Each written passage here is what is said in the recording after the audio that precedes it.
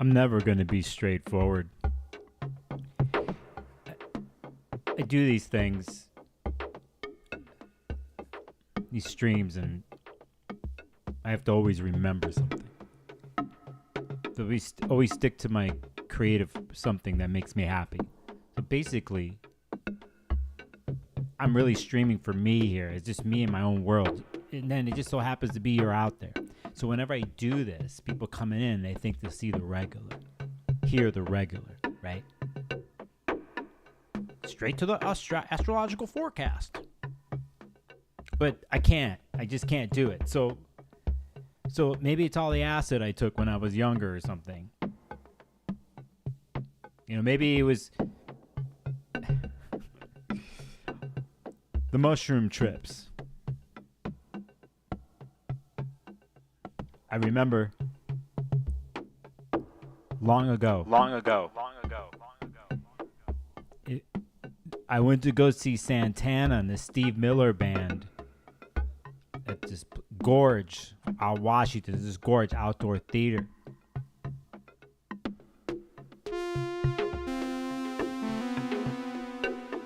And,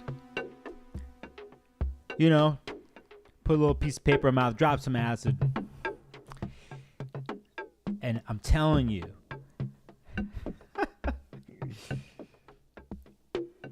unforgettable. The sun was going down, and Santana came on. And this is the gorge, Columbia River Gorge in eastern Washington. And they get to this jam.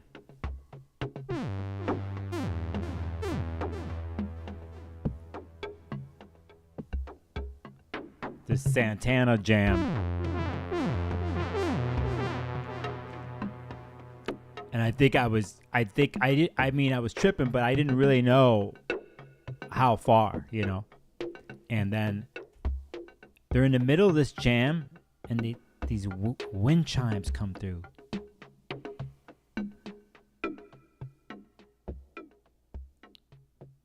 And Carlos Santana comes on the mic as the wind chimes are going.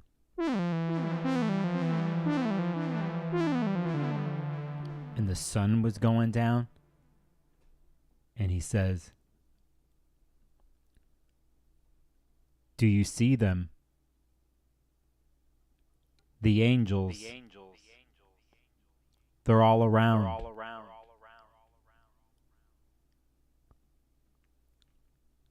Do you see the angels?"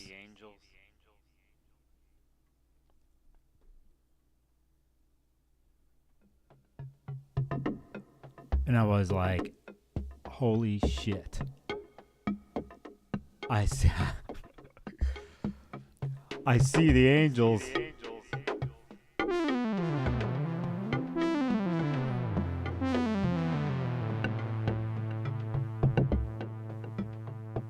The angels are all around. And I was tripping. It's when I knew the LSD was kicking in, and I was there. You know what I'm saying? I was there. I was completely there, and the sun was rising, and there was thousands of people, but they weren't even around there. I just saw angels everywhere, and I don't remember anything after that. I don't remember anything except the next morning, I woke up in the back of a van in the field where everybody camped out, and when I walked out of the back of the van, there was nobody. Like, I slept through the whole, I don't know when I went to sleep. I slept through the whole thing, and everybody left to go home, and I was the only person in this green field, the only car. Like, no one was there. And all I kept hearing in the back of my head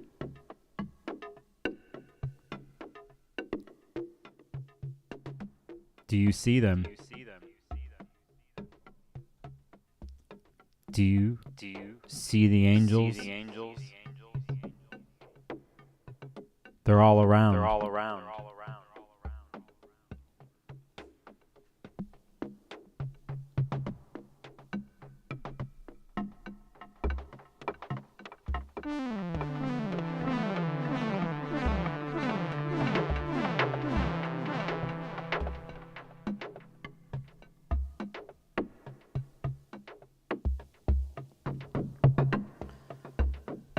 So I've been seeing angels ever since. So why do I do streams like this? Why do I start like this? Well, it's to filter out everybody who doesn't give a shit about stuff like this and just want to hear the precise astrology. So they could leave. I don't care. But I do this for me. I do this because I love being this way. And if I get my way in the next year and a half here on YouTube, it's going to get even weirder out there, completely blowing my own mind and hopefully blowing other people's minds. And there will be people that unsubscribe from me because that's what they do every time I do a live stream. And it's okay because I know the others walk in. And that's me. That's who I am. I cannot help it. I must walk that way.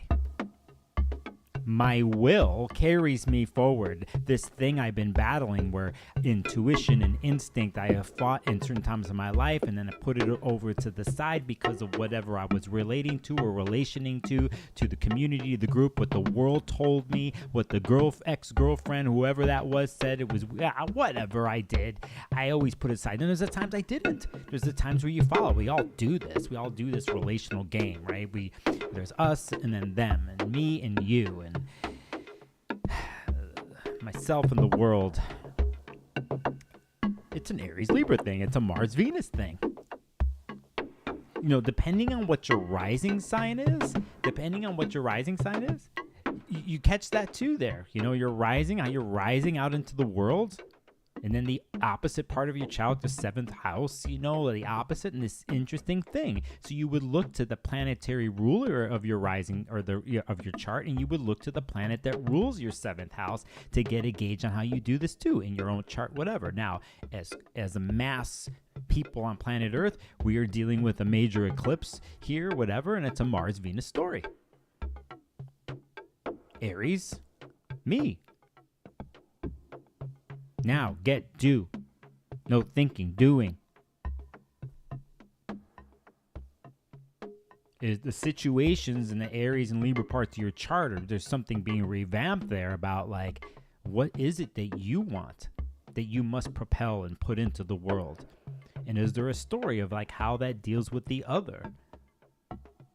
A person, a situation, the world, community, whatever it is.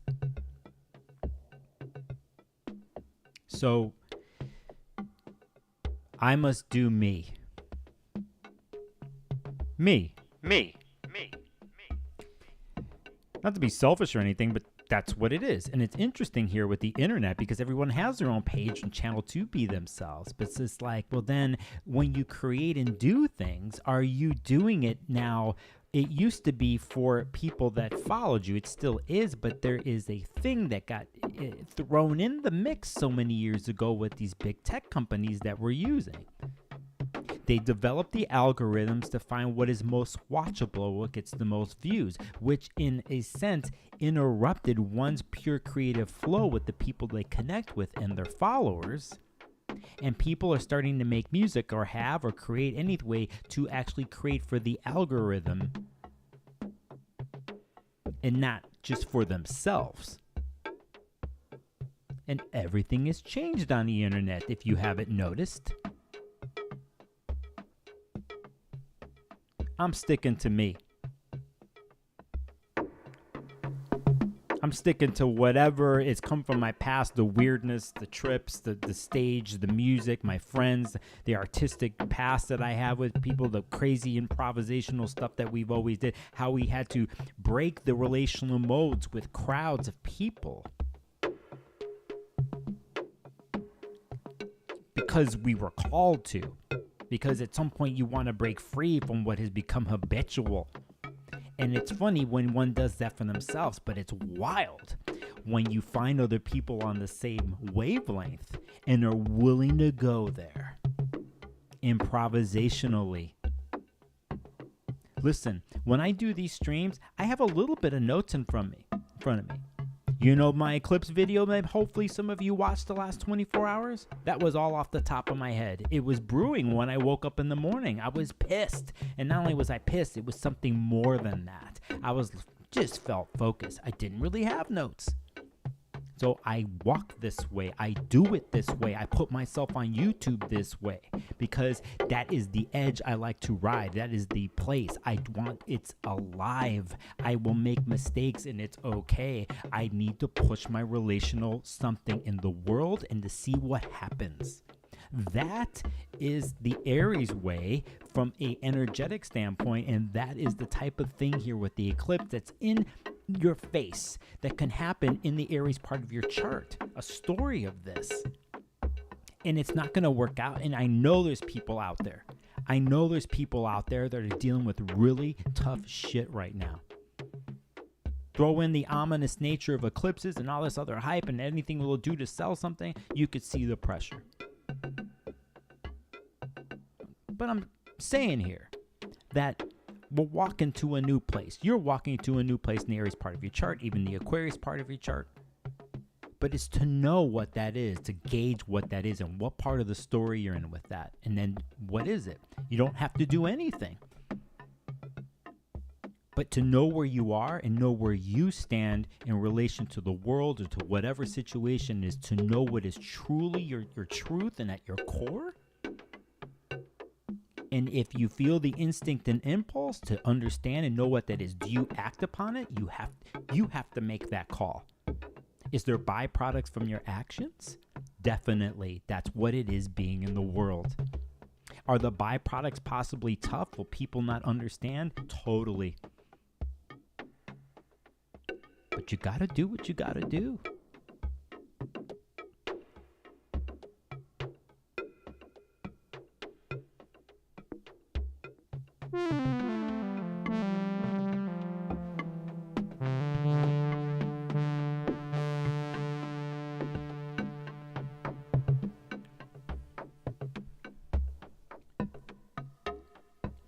You got to do what you got to do. And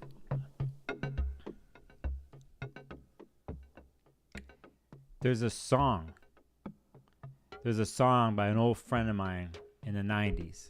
I'll find it here and put it up. Give me a second. I got to get this out of my system.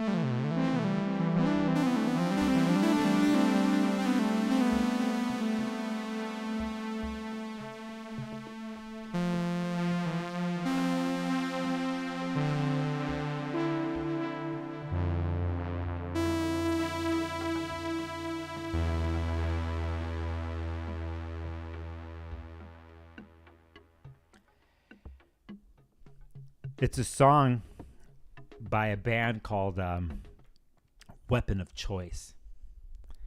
And it's a song called You Owe It to You to Do What You Want to Do. And I will find it here on YouTube. I will find it. It's a funk rock song. The whole album's amazing. But it's You Owe It to You to Do What You Want to Do. And that's what's up. That's the spirit of the stream. As we're going to talk about the transits this week. I want to thank everybody joining here. I haven't even looked at the chat yet. I haven't even looked at it. I don't know if my mic is coming in hot. I could tell. Maybe I just adjust. Here's my temporary setup here. Somebody asking, that's an Arturia Mini Freak right here. Somebody was asking me in chat, one of the things that I use. I love the synthesizer. I'm just learning this kind of stuff. I love it. So that's to answer a question there. Hi, everybody. My name is Nicolas Polymonakos, a.k.a. Sparkles of Gold. If you're new here and you somehow made it through the intro and because you just found me in the last 24 hours, kudos to you for sticking in there. Kudos to you for going with my flow. I'm going to talk a little bit about the eclipse. I put out an eclipse video that was different, but I'm going to talk about the more technical mathematical parts of it here in the beginning of this, and then I will talk about a couple other things this week, 2 other transits this week that are really mega intense or good. Bad, it doesn't matter. Good, bad, it just doesn't matter, but it is what it is. And it's every day almost this month there's something, except for one particular day this month. There's nothing, if you could believe this. And that's for next week. But yeah, I'll talk about this eclipse here, and I'll talk about something that happens officially on Wednesday and then on Thursday. A great moment on Thursday, by the way, and then we'll finish up, and that's it. And whatever else comes to mind, I'm gonna take a look at chat and say what's up to everybody. Erica, good timing at the very beginning of the stream. Thank you. That's good timing. Thanks. Paula and GME and Tara, Esmeralda, all of you, Darlene, Cookerzilla, Christine Hauser, welcome all, welcome. Seeing my old schoolers here. You're becoming old schoolers. I feel like I just started doing these streams. KP1231, she understands with the mushroom emoji. Jelena, Mystic Gardner sees the angels. CC99, what's up? Isha, hey, what's up? Up to the north? Wake me from this. I don't want to wake you from this. Don't want to wake you from the weird. Ryan, I just answered your question, I think. And Maximum Rising. I've had this feeling the eclipse will be catapulting of sorts. It will. I think it really starts to push forward when Mars goes into Aries, which is going to happen on April 30th. Mandy, who else is in the house? Painter guy. I see a bunch of you. I'm catching up, okay? And Mandy Bailey, what's up? Lisa, hi, Lisa. Misbehaving. That's a hi, misbehaving. Jade, Palmer Paints, Watkins Kitty House, Susie, hola. Christine Hauser, Leanne Patterson. Howdy to you. What's up, Amanda? All right, let's jump into it. Did I waste enough time? Did I drop enough viewers who were like, what the hell is this? What the hell is this? Like, what is this? What, you know what that is? That's the place I want to be. That's my heartbeat. Simulating.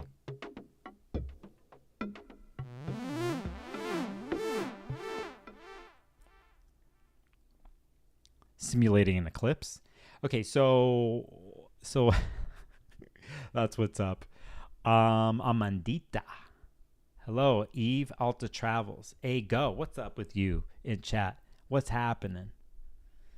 What's going on? My mic is messing with me. What's going on? A slow fade. I love my slow fades. I also gonna move this along here. I gotta move this. Yeah, it's the pink tunnel. You actually, people are paying attention and watching my channel. I'm forgetting something here. Oh, sorry. I have to do something again. I have to go here. You're not gonna see what I'm doing. Let's just jump into this because I have other work to do tonight and things to clear my brain for a busy week. Okay, a busy week that's going on.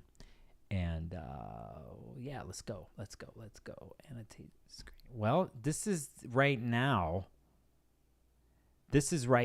It looks like here's the moon in Aries. For those who watched my forecast last week, I talked about how the moon, when it was in Pisces several days ago, was going to basically move through Mars, Saturn, and Neptune. It hit Neptune early this morning Pacific time at 1:26 a.m. We had a moon-Neptune conjunction in Pisces, and it already moved through, okay? So we know what the moon is carrying. It's carrying a story from Mars to Saturn to Neptune. And it sextiled these Earth planets, Jupiter and Uranus, okay? So we'll start over. Now Mars is here. It went through a conjunction with Venus here early this morning at 9:21 a.m. Pacific here on April 7th.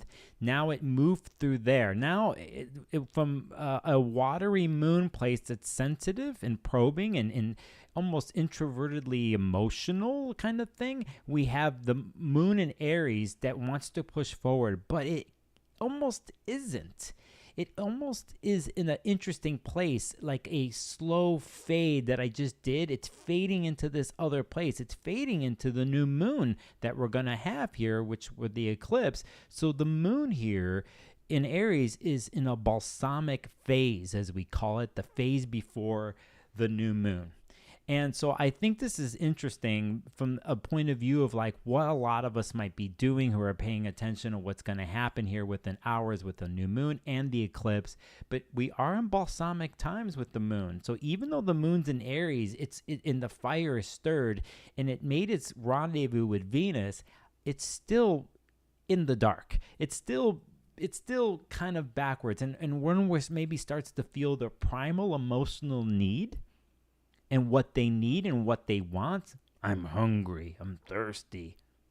I need to lay low. I need to lay low balsamic in my cave and let everything settle in the darkest part of the moon phase.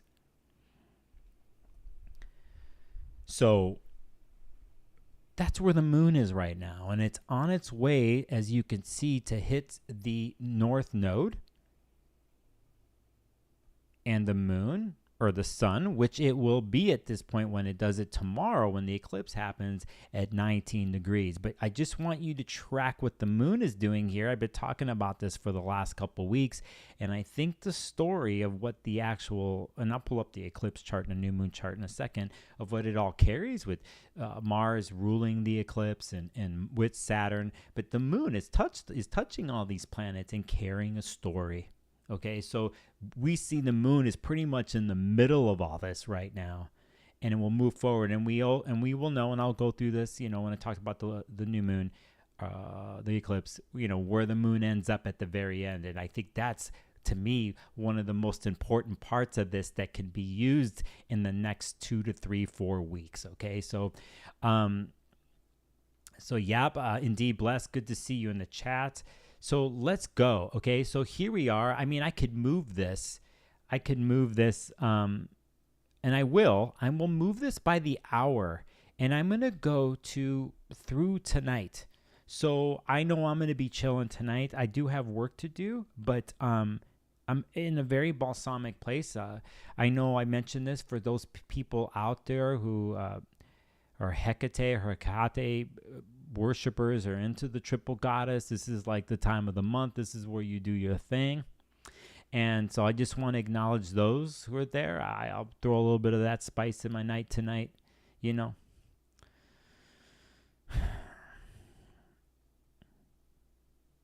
Maiden, Mother Crone.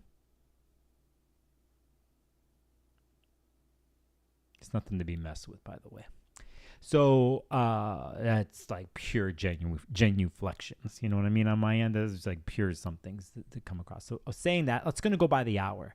So this chart's going to switch up. So right now, I'm going to move. At this point, I'm going to stop at 9:29 p.m. Pacific. We see the moon is at 10 degrees. It's just going, right? But I want to get to a place when we cross over now to April 8th. And it's around, let's say in this case, it's 1:39 a.m., I will actually get to it in this chart. 139 there, okay? And I will actually get rid of these things that I do, make it blank. I'm working on a better system for this, by the way, down the line. So so there it is. I want to show you where the moon is at this point.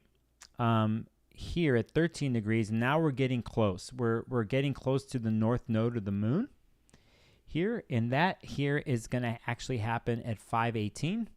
So we'll keep going. Where am I? We're going to pick there. It's 5:39 on this chart. We're going to pick it. But you could basically see that now the moon, and we have a moon north node conjunction. We're going on our way. We're still in balsamic phase. Okay. This interesting 15-degree spot in Aries has been accessed already in the past few weeks by Mercury when it first entered in Aries through Chiron. Chiron's not moving that fast. It did it a while ago. And the sun was already there, right? It hit this 15-degree place. Eventually, Venus is going to hit this place, right? When we get later into the month. So yes, there's the exactness of the new moon eclipse, but this 15-degree place is the place too to recognize, just not 19 degrees Aries. You make note of that. So again, if you have anything in cardinal signs at 19 where the eclipse is, that's great. But I would pay attention to everything in the middle decan of Aries, which is basically 10 to 19, right? But you could even 15 is a spot, right? So there you go. So now the moon here at 5:39 is what do I have at 5:18 officially here, and then we're going to move up to the actual business, right, to the business of it all. And let me pull that up in more precise ways. You see what I'm looking at an eclipse thing on Astro Gold because I can look up the past. Here is basically the eclipse I'm about to highlight, and before I even go there, I'm going to go back 19 years to 2005 on April 8th. We had a solar hybrid eclipse at 19 degrees. So for those who have 19 degrees cardinal or 19 degrees Aries, here's a clue into you in your world. You can go back to that era and time of 2005, April 8th, 2005, and there's definitely a theme and a connection coming up in that Aries part of your chart. This only really works, I think, when it's close to a degree, a Aries cardinal degree of 19 degrees in your chart, or anything else cardinal. I give it a degree maybe off of that, and that's it. Okay, I wouldn't go any farther than that. So for those watching who have that or affected, by the way, you can go back to 2005. There's something going on in that Aries part of your chart that's connected to now, at least theme and narrative wise. All right, so let's zip back. I know I didn't show you the chart, and I could, but it's just whatever. ¿Dónde está Nicolás? Okay, right here. So here is the chart. This is Pacific time, at least I am in Portland, so it has a Cancer rising where I am. And here now you see that the moon now here at this point is with the sun to do the new moon itself, right?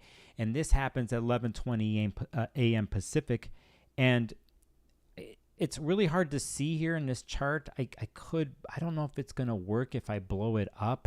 This is the type of tech I'm trying to work on, but I will see if I could do it. I can a little bit I can. So you see here that the moon is at 23 minutes, and here's 24. So we're there at the new moon, and you also see Chiron's at 24 here minutes. So Chiron is exactly conjunct the sun here.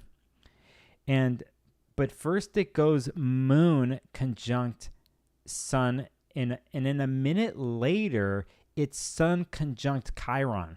Okay, so within 1 to 2 minutes, we have this. Let's forget about the eclipse for now.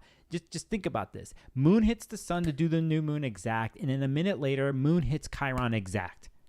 Okay, so within 2 minutes, that's what happens. Okay, so, and then it's, did I get that right? No, it's moon hits the sun at this, and then moon hits Chiron within a minute, not the sun. The sun goes a degree a day. Okay, so the moon, let me be clear by this. I got a lot of light coming through my window. I'm just noticing this. I'm going to be washed out. So anyway, we have this right here, and then here's moon conjunct with the sun, and then a minute later it hits Chiron. So this is as precise as you can get for like a triple conjunction pretty much. Okay, and then it's like at 11:28, which is 8 minutes from this chart, that you have the sun then hitting Chiron. So pretty much within 9 to 10 minutes, you have moon, sun, moon, Chiron, sun, Chiron happen here. Okay, so just for the mathematics of it all, just want you to understand that, okay? Hey, Gisette and Jade, I see you all in chat. I just want to acknowledge the both of you. So there is that. Now, what the hell does this all mean?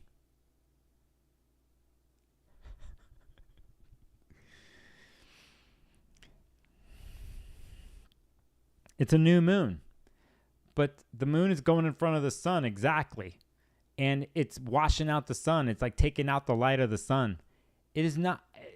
It's a moment in time where I think things open and close, obviously. And for me, I could think about all the harder aspects of this, and I'll say them, but I'm not going to come across.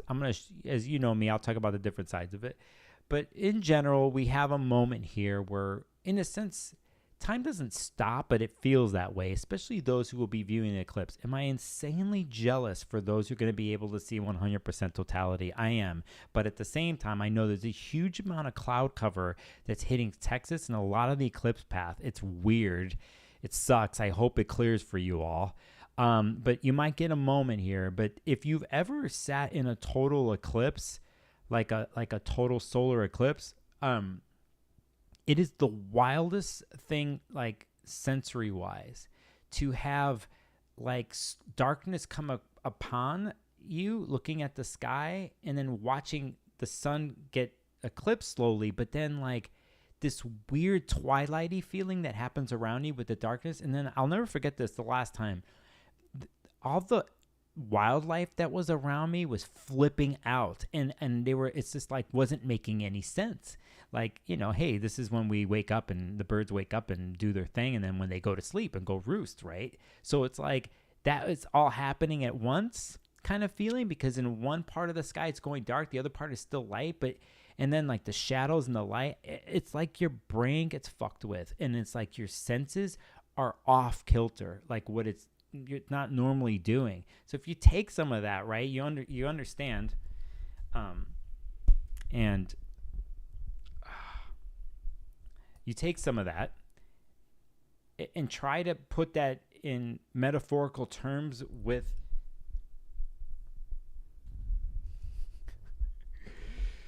I'm dealing with mercurial. You notice when I'm talking about the light going on, my mic keeps dropping out. I better, so my voice is dropping out. So everything gets switched up and discombobulated. And you might as well take that metaphor when this is happening. So I might have to do something on the fly here.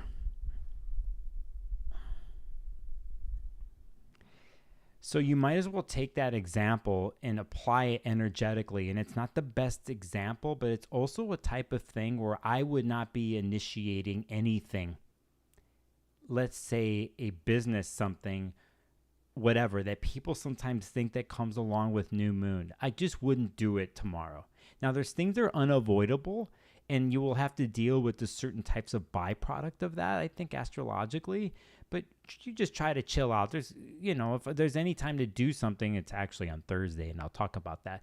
But as the light changes in here, as I'm getting eclipsed in the opposite way,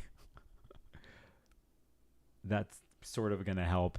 So I know another way to help here, but I just want to get you to the brain. I'm completely there. We'll do it that way. So there's that. That are my thoughts on just the energy of it. Now, if we go to here and talk about the ruler of this, which is Mars that rules Aries, this is the tough part, I think. And it's because Mars and Saturn are together. They're the ruler of all this kind of stuff here in Aries. And here's the tough part. And it all depends. I think it all depends on what your relationship to Mars and Saturn is personally. Some people like the hard task, and they thrive in the hard tasking. They thrive in challenge. Some people are not used to this. Some are whatever. But for the most part, one has to understand Mars and Saturn. Now, typically, Mars runs hot and Saturn runs cold. Okay? So Mars being in the sign of Aries is not its best. It doesn't flow there. Okay, it's in its detriment, as they call it. It doesn't flow there. But it's still going to try to push a Mars agenda of doing, initiating, and acting upon it. It's just not running as efficiently as it could in the sign of Pisces. And it's really running into Saturn here in the chart, where Saturn is demanding a stop in the action of what Mars wants to do in Pisces. In Pisces, there wants to be an expansiveness involved because it's a Jupiterian ruled sign. It has a vision. It has an openness. It deals with boundaryless stuff, the interaction of everything and nothing, and the compassionate sensitivity that it has, that the moon just went through the last 2.5 days. But here it is now, and Mars is running into Saturn, and it's hard and it's caustic. So depending on your situation, if you're a Marsy person and you're running into Saturn, you're hitting a wall. And this is where it can be tough. There's like a judgment call that Saturn does. Saturn is cold and wants to dampen the Mars, right? And I'll look at the chart later, or the chat later, but it wants to dampen the Mars. And so here, that's a tough thing for a lot of people, and it's the signature of the eclipse, right? It has this thing. Now, at the same time, I don't feel too wild about it, because the reason is that Pisces is ruled by Jupiter, and Jupiter's in Taurus right now. So if you can remember this, and I've talked about this the last several weeks on my videos, that mathematically and eventually, Mars here in Pisces and Saturn, well, kind of, but Mars, they're making a natural sextile to each other with water and earth. And all these planets that you see at the top of the chart, you see Venus and the moon, obviously, who just did this weekend, the sun and Mercury, they all had their connection to Jupiter and Uranus in the last month.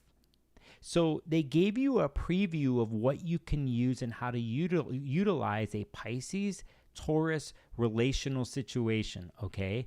It's just now during this eclipse, we kind of hit the dark, hard place with Saturn and Mars ruling the eclipse. But if you think more forward, you know that Mars is going to move and go into Aries, but at some point here, it's going to be very soon. I'll pull it up here, where Mars is going to exactly sextile Jupiter and also sextile Uranus. Those are pretty good aspects. So it's like you have to remember that as a tool. So, if things are challenging in your world, remember you do have a water-earth sextile relationship going on here that you can use here very soon, at least for some sensitivity and understanding and the groundedness of Taurus. And what Jupiter and Uranus eventually do on April 20th, they start a cycle to bring something new in the Taurus part of your chart. It's expansive and it has hope and aspiration. It's a longer story, but you have to know that these Pisces planets and the planets that already went through set the stage up. You just have to remember. Now, there's one way of looking at it. The other part of it is for me, when someone utilizes Mars and Saturn, they take the fight of Mars and the warrior aspect of Mars. Let's remember, Mars hot, Saturn cold, right? And if we take a sword, we know those who understand what forging a sword is and what it is. They're forging it in fire and they're dipping it in cold water and they're pulling it back out and they're doing it over and over again. And that process strengthens the sword. It forges the sword. And this is what we have here on a deeper level, is if you can take that metaphor and look at things that way, that you're forging something here, that when eventually Mars leaves Pisces and goes into Aries, that freshly forged sword is going to go through some more forging, because it has to go through the 30 degrees of Aries, and eventually, Mars will then be into Taurus. But basically, Mars then has to hit every degree, the important 15 degree mark with the north node that I mentioned earlier, the 19 degree eclipse point, and then all the points that Mercury is doing because it's retrograde. And Mars will come through after starting this Saturn Mars forging process. It will continue to forge itself a little wildly, I will say. Well, Mars is in Aries, but from the warrior mentality, spiritual warrior mentality, you can look at it. Now, from the mundane,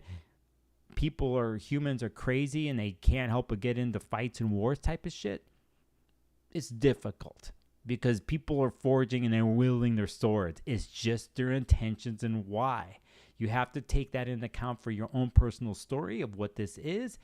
It's hard. Some of you, it's ominous and it's really hard. For me, as I talked about on my video, I think it's a moment of just gauging the eclipse, how one is going to wield their sword, their sword in the Aries part of their chart, where it comes from Pisces to Aries, and how they're going to wield it into the world here.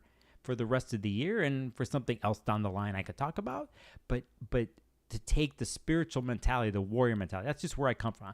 I don't care what anybody else thinks. If I'm talking bullshit, gibberish stuff, I don't really care. I think, you know me now, for those watching, that I come from that place. I'm into the love and hope thing. You know that. But I'm also a realist. And I'm also, you have to put yourself out in the world, and you do have to wield your sword. It's just how you do it. Here's a chance to forge things, at least start the process. And then what happens afterwards, it's not the easiest thing when one starts to initiate their will in the world. It's always a challenge with Mars. It just is. That's how Mars works. Is it always fight? No, but there is the feeling of sword and shield and armor into the world. And if one feels strongly enough about something, their personal code and their personal thing that they've been thinking about, wanting, and moving into a new world, this is symbolic of something like that. Does it happen tomorrow? I don't know for some of y'all, but if you think it's just another chapter of walking towards something, it's a major one, okay? So for me, just be careful out there, catch the conversations that are happening around you, because Mercury's retrograde in Aries and already went over these points of the 19 degrees, and it's going to hit it again when it, back when it starts. It's going to keep going backwards to this point, and Mars will eventually come through, that kind of thing. So I'm not looking at chat right now because I'm trying to focus, but that's another weird way of looking at this particular thing.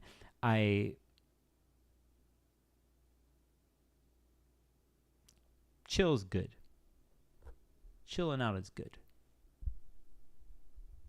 Some of you, whether you're watching or not, know, like, you've been booking sessions with me for these Eclipse specials, and you have, and I'm working with you all, and just remember, if you're watching, remember what we talked about, okay? So anyway, so there's that.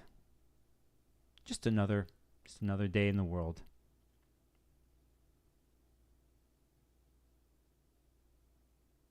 It's going through the United States, and in a funny way, if you go look at the eclipse path, it's like it's splitting the United States kind of feeling. This is just an intuitive thought. We're already split, right? We've been split. The whole history of this country was based on splits.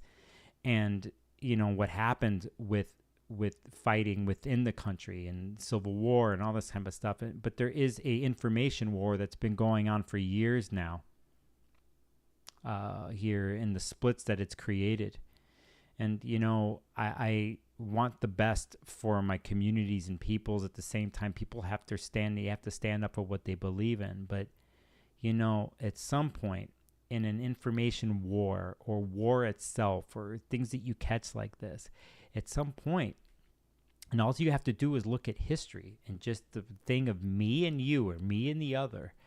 There's what we want and put into the world. But at some point, there's a negotiation that happens. Unless someone can forge a new world without the people or places that they're relating to that do not work for them, and they leave them behind, and they have the capacity to do that, you do it. But a lot of times, at some point with this, there's a negotiation table.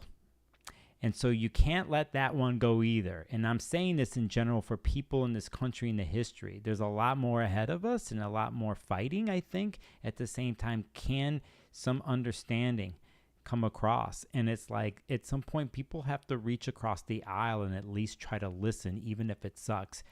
The extreme end of things, it's hard, and I get it.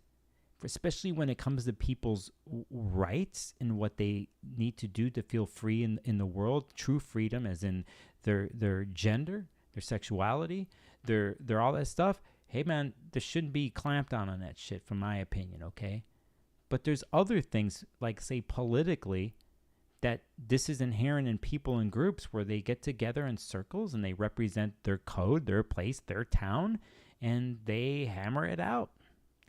And people have to remember that. They have to come to the table and figure it out. That's what life is.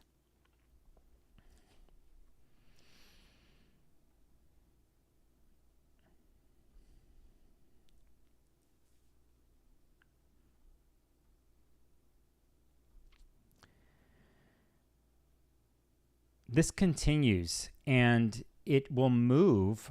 Why did I blow up the thing? Let's go back. I can't see what I'm doing on the stream, but I don't care. Let's do it this way. I think I could go by the hour. Oh, it's going to let me do it.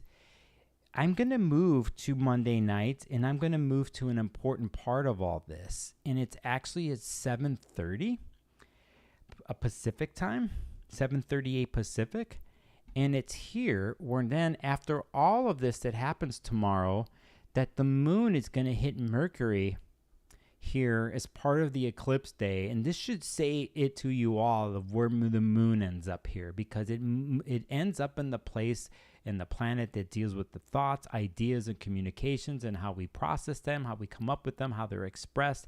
And Mercury is in Aries here in fireplace during a retrograde. And so there could be a lot of unfiltered conversation or things that are said or actions done without thinking, without any thought, that are a little wild. And here comes the moon moving through the whole eclipse and through everything, coming with that energy and hitting Mercury. So again, I think it's a good time to chill out. And if you notice there's some hot convos or words and kind of thing or whatever, and I'm not just talking about tomorrow and tomorrow night, but goes into Tuesday, just chill if you can. Try not to bite on the drama bait of things, and observe, because at this point, these degrees that I've noticed from 4 degrees Aries and 15 node and 19 and 24, Mercury is going backwards, and it's going to hit all of these places. It's going to come and review the whole thing for you.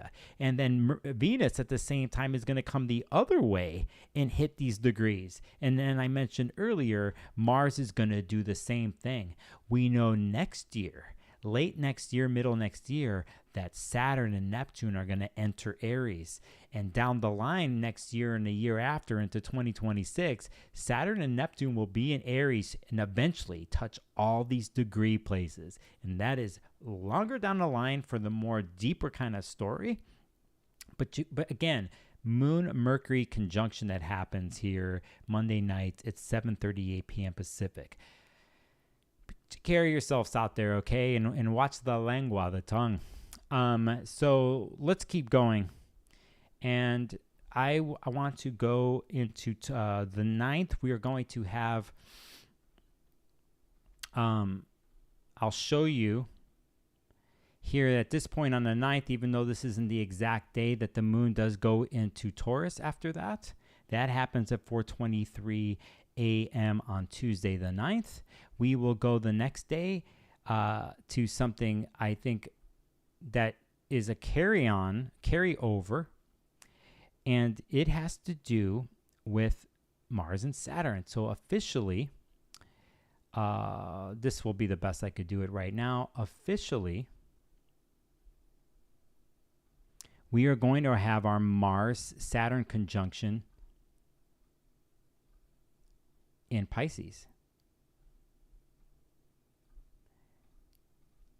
And that happens at 1:36 p.m. Pacific time. And here the story continues with the eclipse signature. Again, I want you to use the forging metaphor here that I gave you earlier. And I want you to think about how Mars fights and trains and has the drive to do things. And then at the same time, Saturn brings the consistency and the discipline and temporary rule sets involved. And if you mix the two, what can be seeded from that place. And I think at this point, I actually feel that it feels more of the new moon feeling, because at this point we're going into the crescent phase of the moon cycle, away from the eclipse, away from Aries, and we have this forging process, right, going on. And here's the cool thing. From a very subtle level, if I even move this, I'll move it back an hour. Okay, and I'll actually move it a couple hours. I'll move it to earlier in the day, where I'm tracking the moon here. I'm very moon tracky here. Oh, this isn't doing it justice. I'm really doing it. Okay, we're going to do it really quick. We know earlier in the day on Wednesday that the moon is going to hit 14 degrees Taurus, which is basically where Saturn and Mars are in water. And here's the thing I'm telling you about. Here's a subtle play with Taurus and Pisces connection, a sextile that they have with each other. It's building up then for the exactness that I was talking about, which is around, we'll go right here. And here we have then the Mars-Saturn connection, right? The official conjunction, 1:36 p.m. Pacific. But look at where the moon is. After its wild journey through Pisces this weekend in Aries, it gets to meet with Jupiter and Uranus, and it's in between. And there's a great pressure release valve here that I'm telling you, I've been telling you all, you want to use the Pisces Taurus stuff whenever it comes here in the next month or so, or in the last month, that this is your place to do your Mars that's connecting with a nice earthy, grounded, hardy Taurus that gives stability, at the same time the expansiveness of Jupiter. And that's where you might feed yourself here after the eclipse and feeling wiped out. I know a lot of people have felt drained in the last week moving up to this eclipse. You have a Mercury retrograde with this type of lunation. We're in a balsamic phase as I do this live stream. We have this eclipse that's happening, and we get out of this huge energy, whatever we want to call this. I won't even say shift. It's just intensity, depending on who you are, more than ever. But then you got this moon in Taurus that was replenishing and wants to replenish with Pisces stuff. And it's like, eat a great meal, the garden, whatever you pull, the tomato. I know tomatoes aren't ripe yet, but you know what I mean. Something that is nourishing and grounded and helps nourish the emotional content that Mars is carrying with Saturn, because it's hot and cold and they're solidifying here. But it does have, if you look at this as a seed moment with a conjunction between Mars and Saturn, let me use different shapes. Okay? If you think about this as a major seed moment, which conjunctions are, it has this signature there, a Taurus signature. Celebrate this shit, man. It's like, I know shit's tough right now, but you have to take these things when you can. You have to take it. You have to take it and then use it. Earth and water. Take a bath. Maybe eat some herbs that you have from the garden. You got some, or go to your local witch shop and go get some herbs and take the bath. Mix the earth and the water. Replenish yourself. You're forging something. You can do a Mars type of and Saturn type of forging that is Pisces based. Right? It has sensitivity and compassion and love involved, and it has the earthiness of Taurus and the newness of Uranus and the expansiveness of Jupiter in there to bring it together. If you want to think about this from a longer type of path type of thing of what you're forging with Saturn and Mars, you got that little moon over there. We always talk about the other planets, right? But man, if you think about the biggest things that we deal with a lot of times, like this eclipse, it's the sun and moon. Whatever the sun and moon are doing, it's super powerful stuff. The moon, no one has to know anything about astrology or farming or planting, but the moon is always in their face, and they're guided on it, right? Many of you, your own bodies are guided by this. So enough ranting about that. I just want to point that out. I cannot even see the chat because of the way the screen's blown up right now. I'm going to pull that in front of me just so I could see it. But so there you go. And I'm seeing El Sosa, Devon, Lucifer, Lorian, Jackie. If I missed Rachel, I see you all. Thanks for joining in. All right. And, by the way, I see some of you doing it in chat, like what your version of how you would deal with a Taurus-Pisces connection that was like from maybe a natural nature herbal perspective and good remedies. Maybe you could throw it in the chat, because I already know 2 people in this chat that know this shit. Okay, so that is happening on Wednesday. And then we have a couple hours later that here we have the moon then hitting the electrical Uranus here. Why am I thinking ginger all of a sudden? I'm thinking something right there. I don't know why I mentioned that. Something zingy. Something zingy but earthy still, and grounding. You know how ginger is for your digestive system? I'm not a doctor. I'm not a whatever. You guys can say stuff in the chat here. Okay, so that happens at 3:17. Let's go to Thursday, because I like this moment on Thursday. And we'll go to Thursday. And this, again, these are interesting transits that happen after the eclipse that I actually like. And it actually, the moon's going to go into Gemini on Thursday at 5:58 a.m. Oh, I'm going by the day. I'm going by the day here. We can't show people what's going to happen in the future. What's going on here? So we're going to go to 5:58. Oh, jeez, I'm just going past. Patience, Nicholas, patience. Slow down. Slow the fuck down. You see here, there's 29-degree Taurus about to go into Gemini. You can't see that, actually. I have the screen blown up. Sorry. Actually, let's go back to normal. I don't like that. I like it like this. Here is the Gemini moon now. Okay. I'm pointing this out because Gemini is ruled by Mercury, and we know Mercury now here is at 22 degrees Aries. It's retrograde. If you're already filling in the blanks, you see where I'm going here. And later on in the day, at 4:22 p.m. Pacific, we have the fabulous moment that happens in the middle of every Mercury retrograde. And it's when Mercury is conjunct the sun and goes into the heart of the sun. And that is here. You will see it here at 22 degrees. I think this is a fabulous moment, another moment in the week. If you need to send the email now during the retrograde, if there's a particular something here that day that's important to maybe sign and you don't have the best time to do it during the whole retrograde, and definitely hopefully you didn't do it tomorrow on the eclipse or something like that, that you have this day and this moment that is happening here on Thursday. And this is always the midpoint in the Mercury retrograde cycle, where Mercury gets blasted out by the sun pretty much and goes into the sun, into the rays of the sun. And in a sense, from a symbolic, metaphorical way, it's purified. And it's kind of a really good, clean point for the most part in the Mercury retrograde cycle. And it just so happens to be that day that the moon is in Gemini.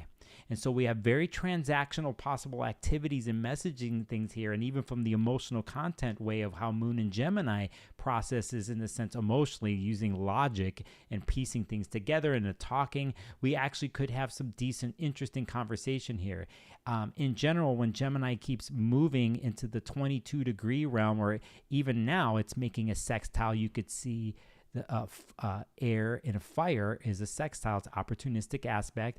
It's sextiling Venus. It's going to connect in that way to the North Node and Chiron within the day and a half after this, and then it hit the point with Mercury and the sun. So you have another interesting good moon day for the most part here after we have this eclipse. So we go Wednesday into Thursday and we have interesting moon aspects happening here. And I think the moon has been such a powerful force here as soon as it went into Pisces a couple of days ago, and what it's doing in each sign after that is it's just stuff I cannot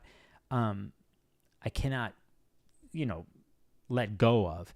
And so there is that aspect. I, in particular, might do something that day where I am going to actually put something out or initiate something. I don't know if it's going to be publicly, but it'll be in the sense of like to eventually be that way. And there's another particular project I'm working on. I'm specifically going to post something at a time that day because I think it's a sweet spot.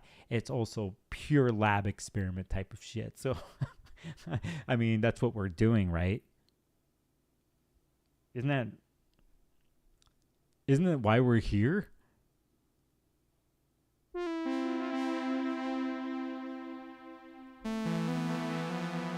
mean, we're here on this planet as a pure experiment. Isn't it feels that way? Like you're just throwing yourself into the chaos of this planet and you're testing your will, and then everything that comes in the way, like what the fuck? Why are we here? What are we doing?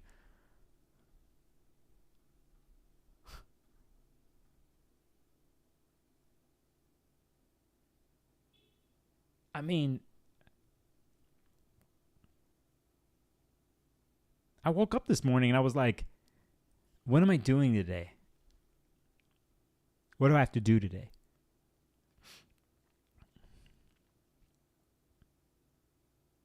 I mean, you wake up from sleep and you wake up like you're up. You wake up and you're back into the world.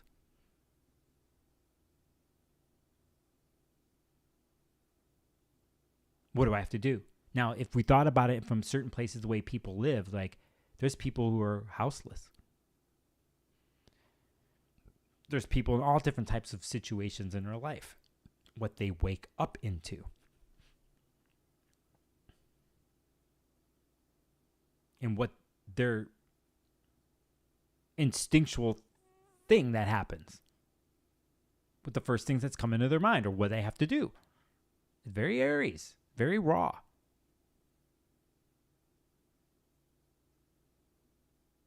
I woke up this morning, I'm like, I have to study for something. I need to take care of something.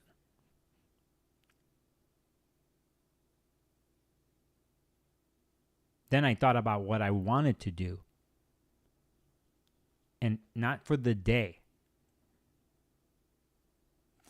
Down the line. Something that means a lot to me.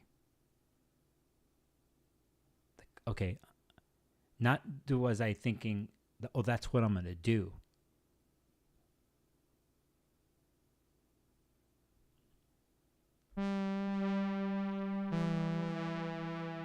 That's what I'm doing. Say it again to yourself, Nicholas. That's what I'm doing. I'm doing that right now. I'm going there. I'm here right now. I'm here in that place that I'm private. I can't say it out loud on this live stream. I'm there. That's what I am. That's what I am. That's what I'm going to do. Say it again to yourself, Nicholas. Say it again. No, that's where I am. That's what I am. That's who I am. I see myself there. Yep. Here I am right now.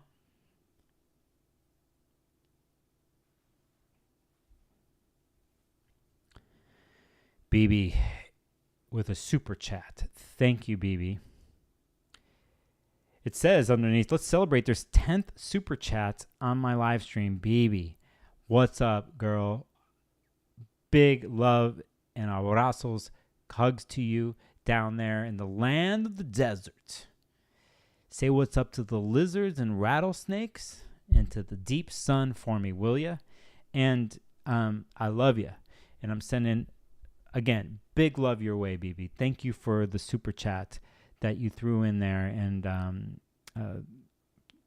you could do that, by the way, people. You can help me out, throw some money in the pot. So it'll help me get to that place I was thinking about this morning where I'm here. I'm going. That's happening. And that's the power of Mercury.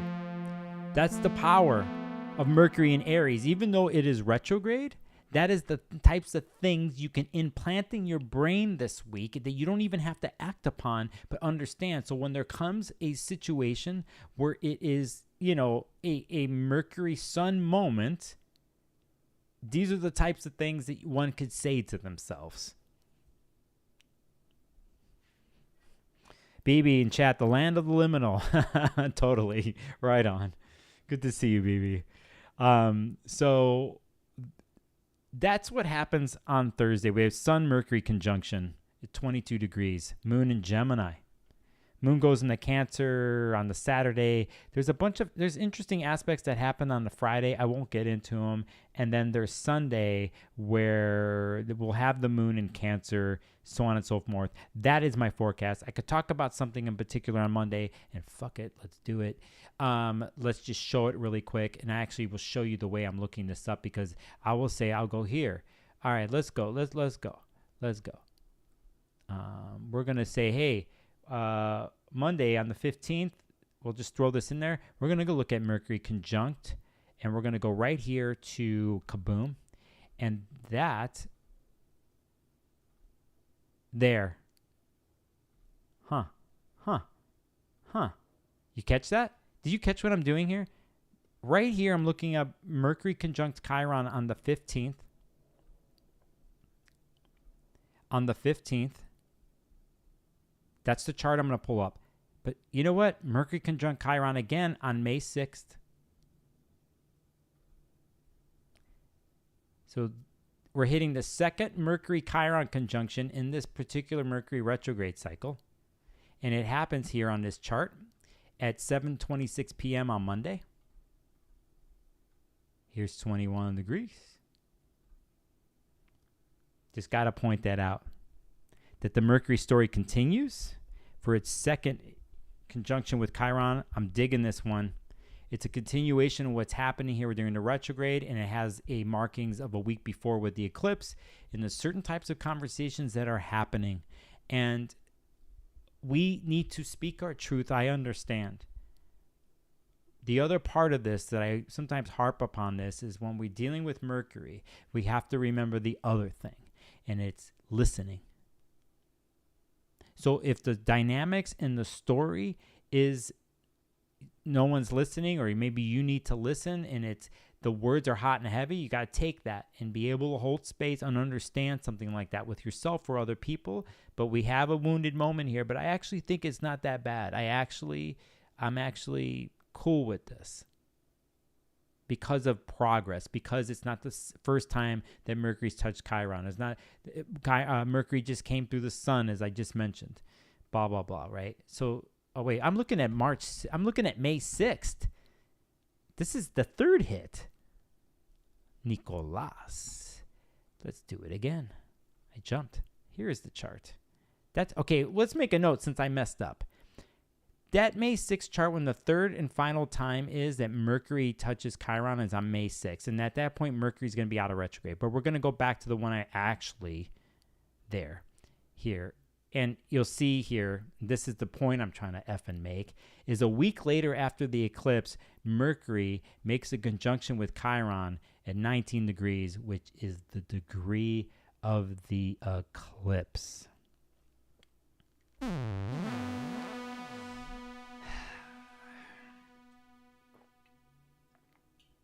Good thing about these live streams is you could see me mess up. The great thing about these live streams is you could see me correct my mistakes.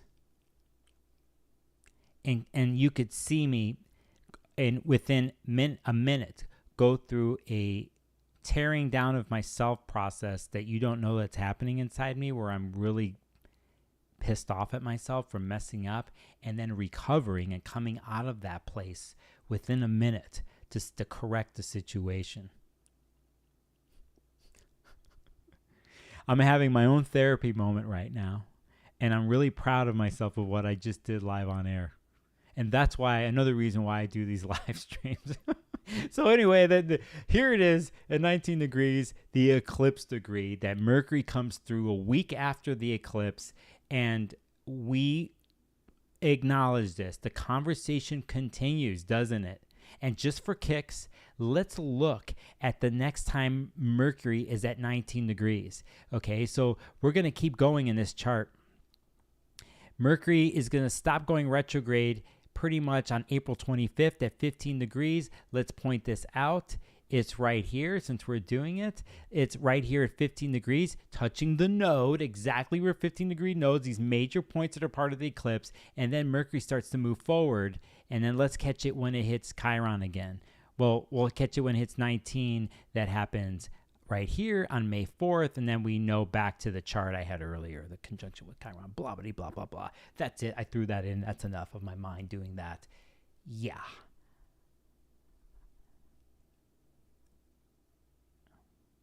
GME, thank you for the super chat.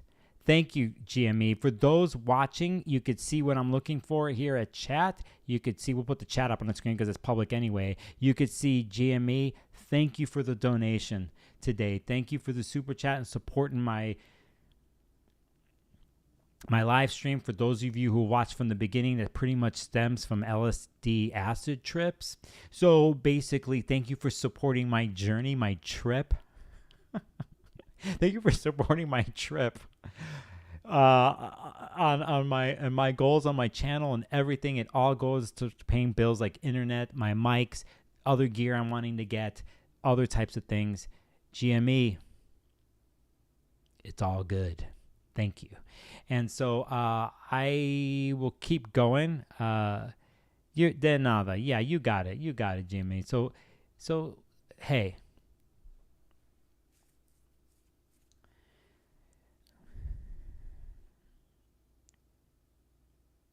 I'm grateful. Not just for this and live stream and donations or whatever. I'm grateful to be able to pull stuff out, but I'm grateful in general. And this is the other thing that I woke up with this morning. I'm grateful for the knowledge that is out there, and that for me in my studies as a person, a human, as an astrologer, the things that I'm learning and whatever, to have some sort of insight. And that's with my personal selves. And you all have the same thing, like when you're getting up in the morning of who you are in the world or what you want in the world. And to really look at that and to know that it is a gift to do it, to have it. Because times it doesn't flow and we sit with that place, but we're in the contemplative mode. And then when the times do come to take that and to move forward when we can, we do it. We do it with the Aries energy. That's what Aries gives us. It's just when it's time to initiate, when it's time to move forward and to take action, it's raw and from your core, and not just in your mind, from your core, everything, who you are, your mind and your heart and your body, and how you push yourself out into the world for whatever you're focusing on. But it gets basic down to what life is. The fact that you're able to be able to do that. And if you can wake up the next morning and it happens, for me personally, I'm grateful. Can my mind and does my body tell me what is not working or what I'm feeling or is just whatever? Yeah. And I know a lot of other people have their own story with this.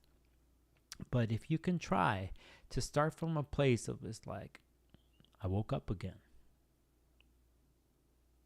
Who am I and what do I want? I think in that place, that way of being in that moment, I think a natural humbleness and gratefulness comes across and can at least give you that one sweet spot of like life and what it means and what it is and the gift that we have, you know. And so I think about that every day, actually, not just in the morning. I think about those who that have been close to me in my life, who are no longer in this packaging and realm, and how we carry stories too from the past, friends, love, people that we love, family, code. There's all this stuff involved. But then even in those points of what we carry, what we feel we are loyal to or responsible to, that we do have our own path too. And how we take the past stories and process them, and what we take that is beneficial for us, we still take with us as a basis, as a thing to stand upon.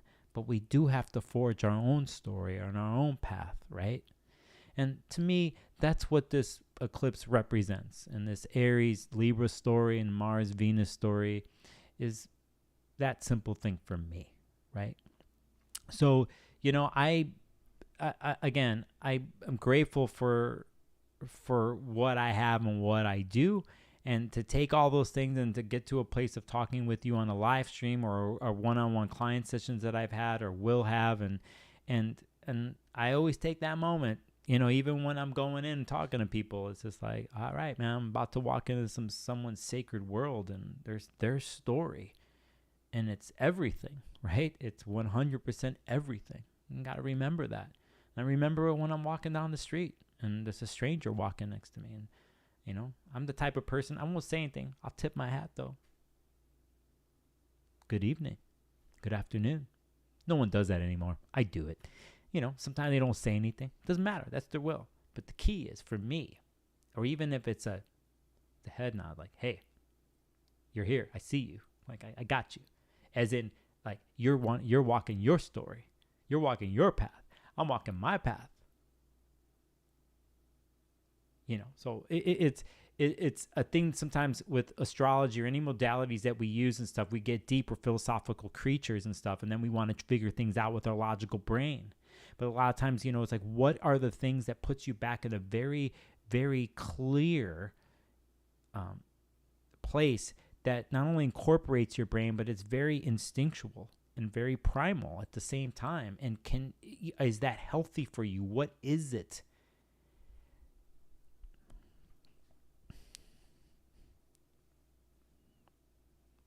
Rachel in chat says, Tennessee Williams, an Aries sun, wrote that life is a burning building each day and we must run inside to save love. That sounds like Tennessee Williams would write something like that. But that's a good one. So yeah, I looking at you all in chat. I want to thank things who donated to the thing today. I want to go back. I saw something that the House of Twigs that Erica wrote about remediation, maybe with nature. A basil pesto bringing in Venus and earthy. Salt it up and create your love spell for yourself. Wow, that sounds really good.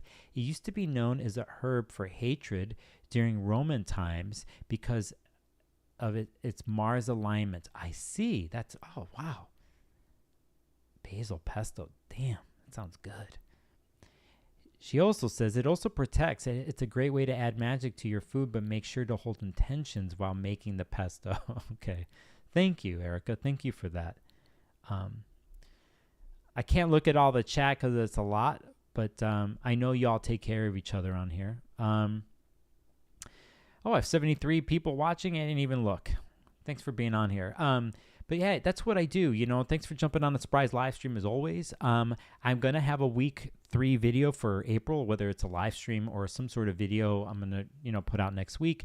I've had a couple of you join my Patreon in the last 48 hours. I want to say thank you for that. I think because I have a busy week, at some point in the next 14 days, most likely on the Sunday, whether it's next Sunday or the Sunday after, not the last Sunday of April, that my Patreon members, I'm going to put up a Zoom link to have a private chat. We haven't done that about a month and a half, 2 months. So I'm going to do that where you just come in, we talk about whatever.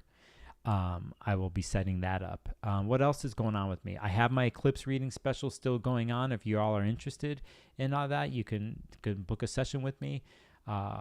There's that. Usually, and I haven't done this in a while, I sometimes throw in an extra couple bonuses thing here on my stream. There's something I'm going to read here when I'm done. But sometimes I like to point out a book or something that I've acquired, right? And I'm going to show you two. One here.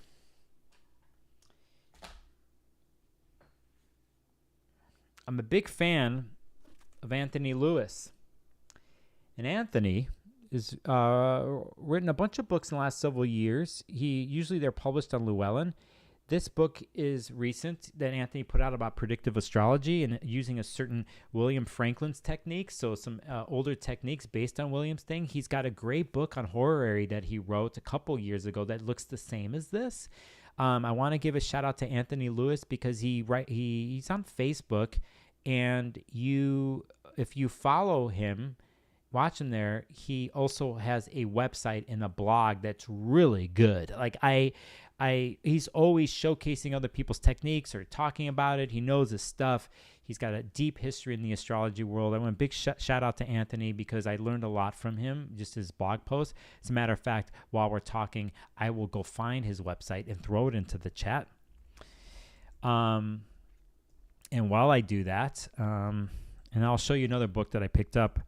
Like I need to get any other damn books, man. I just moved and I was like, when am I going to learn that you don't just keep doing that? Here, let's just put this up on the screen here. Here's Anthony's site. It's Tony Lewis at wordpress. He's still old school, my boy. He's right there. Let me throw this in chat for you. If you're into deep astrology and studying that type of stuff,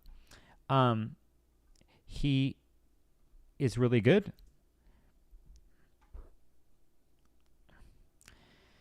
There's Anthony there. I will also throw up the book that I was talking about. And I'm gonna view my shop, and I'm going to go. You could see here on the screen that his tarot books are really good. His plain and simple tarot book is good. I have that, but you could see his Horary astrology book and his Secrets of Predictive. I'm gonna throw those links that benefit me. By the way, if you were to buy something, is in the chat. It'll help my channel. I can give you the Amazon links, but I don't even want to go there right now. You could see the other books there. His Horary astrology book, at least there, is out of print, or not on Bookshop, but I will do this my way like this. And you'll see I'm working it here. There, I will.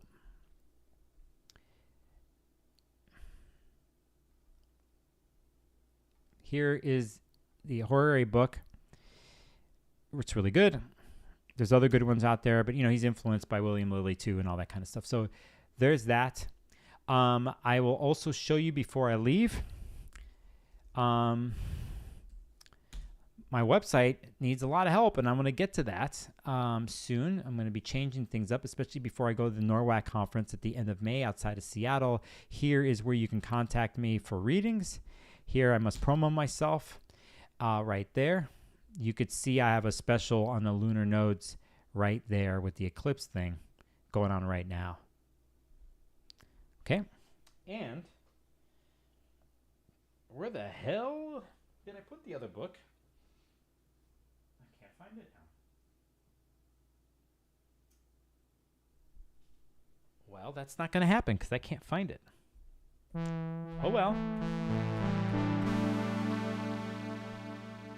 That's my cue to segue into goodbyes. And to see what pops up in my brain.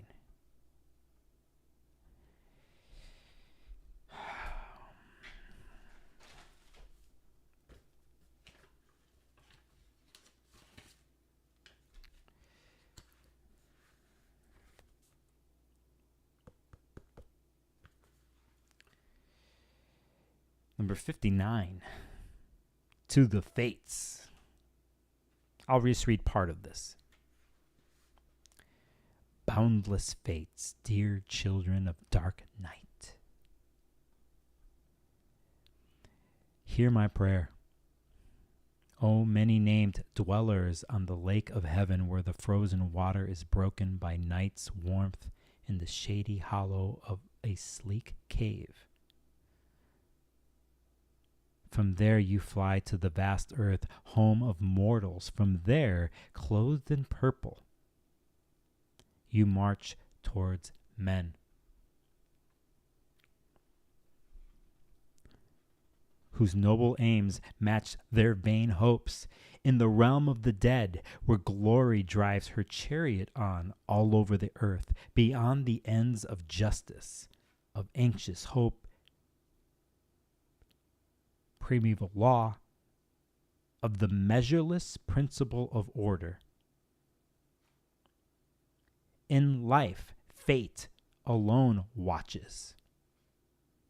The other immortals, who dwell on the peaks of snowy Olympus, do not, except for Zeus's perfect eye, fate in Zeus's mind, know all things for all time. I pray to you to come gently and kindly. Atropos, Lycasis, Clotho, offspring of noble stock, airy, invisible, excorable, ever indestructible. You give all and take all, being to men and women the same as necessity. Fates, hear my prayers. Receive my libations.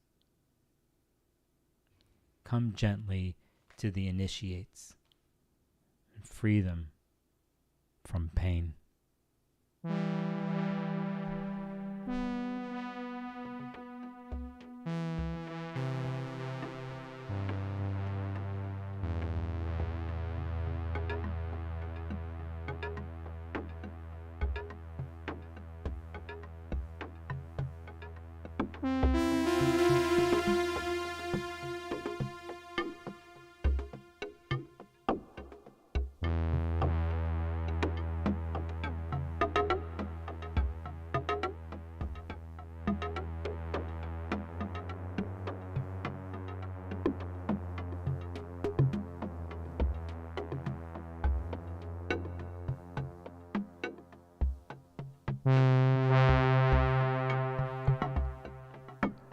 I love what I do.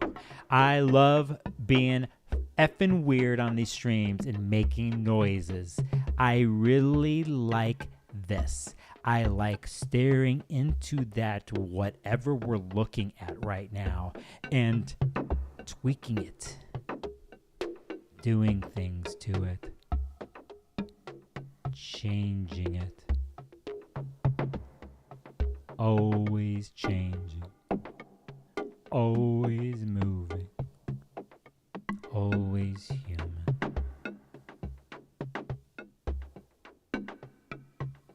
Always. Everything. And nothing. Always.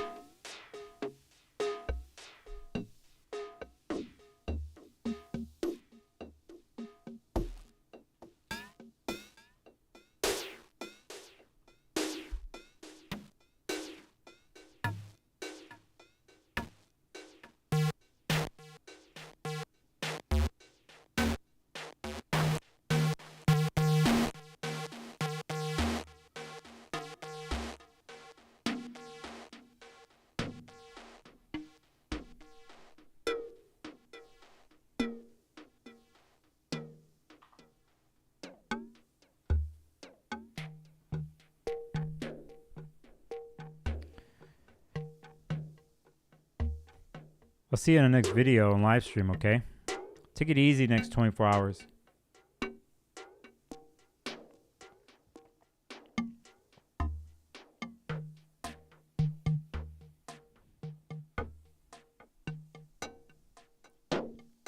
Take it easy. The next 24 hours.